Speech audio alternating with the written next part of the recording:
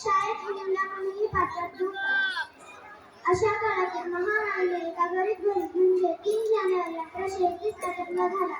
त्यांच्या काळात मुलगी म्हणजे उपभोगाची होती. समजायचे चूल आणि मूल हेच तिला नशिबी होती. परंतु महाक्रांतिकारी महात्मा ज्योतिबा फुले यांनी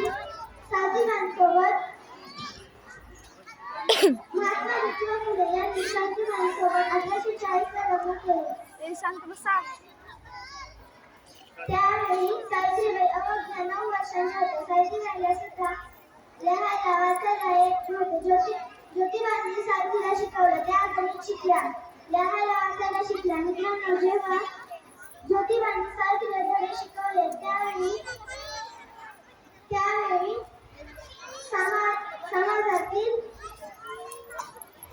अशिक्षित लोक टोमणे मारायचे, त्यांची थट्टा करायचे.